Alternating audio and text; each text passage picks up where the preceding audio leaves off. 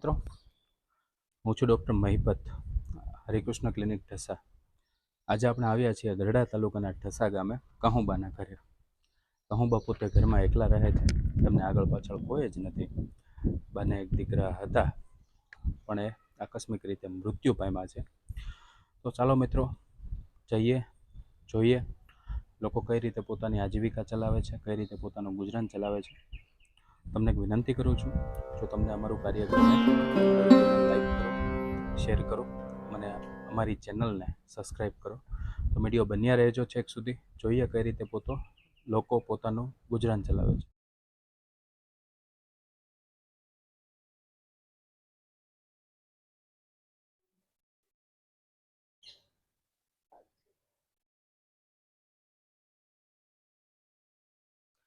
બા, મારું નામ છે doctor Mahipat, doctor Mahipat, Harikrishna clinic Dhasa.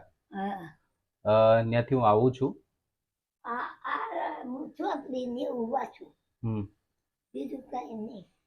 તમારું નામ શું છે બા? કસુબા. કસુબા.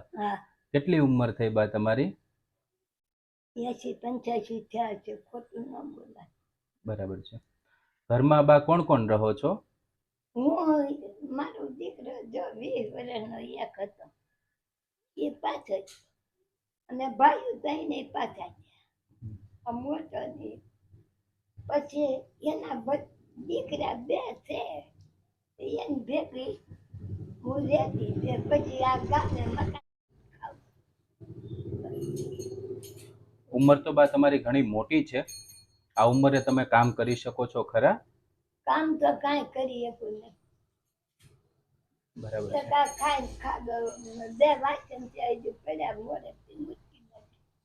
બરાબર છે. કાંઈ થતું નથી. એકલા જ રહો છો બા? એકલા જ રહો છો? હા, હું એકલી, પણ ભત્રીજા મારું પાણી ને એવું ભરી દે. બરાબર છે. કઈ નહીં બા, આજના દિવસે અમે તમને એક નાની એવી મદદ કરવા માટે જ આવ્યા છીએ. બરાબર છે કે અમને એક રેફરન્સ મળ્યો હતો કે ભાઈ અમારા ગામમાં આ રીતના એક બા એકલા રહે છે, એમને આગળ પાછળ કોઈ છે નહીં.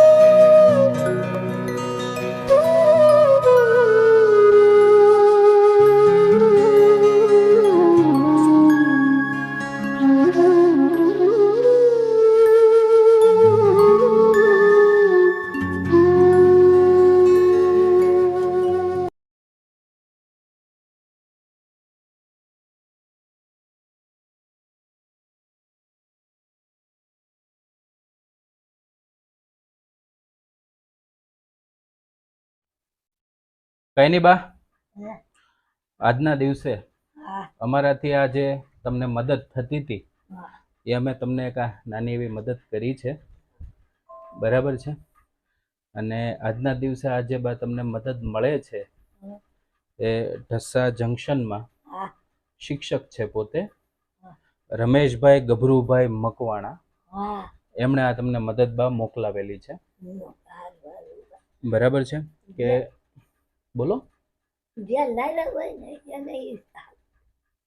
બરાબર છે. એટલે આજના દિવસે અમે તમારા માટે આ થોડુંક એવું લાવ્યા છીએ, અને અમને એવા આશીર્વાદ આપો બા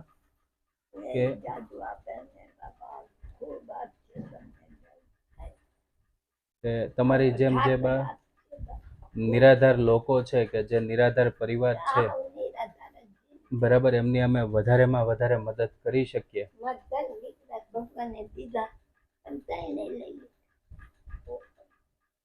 બરાબર છે. ભગવાન કે તું એકલી તો રે, આવા જો મારા ભાઈઓ બહુ જાય બાપ, નાના એટલા ભાઈઓ બરાબર, કંઈ નહીં બા. તો મિત્રો તમે જોયું એમ કહુંબા પોતે ઘરમાં એકલા રહે છે. બાની ઉંમર 85 થી 90 વર્ષની છે. બાની આગળ પાછળ કોઈ જ નથી. બાને એક દીકરા હતા, પણ એ પણ મૃત્યુ પામ્યા છે. તો મિત્રો, સોશિયલ મીડિયા વતી તમને એક નમ્ર વિનંતી કરું છું કે તમારી આજુબાજુમાં કે તમારા પરિવારમાં કે તમારા ગામમાં જો કોઈ એવું જરૂરિયાતમંદ વ્યક્તિ રહેતું હોય તો મિત્રો આગળ આવો અને એમને થોડી એવી જે તમારાથી મદદ થતી હોય એ કરો.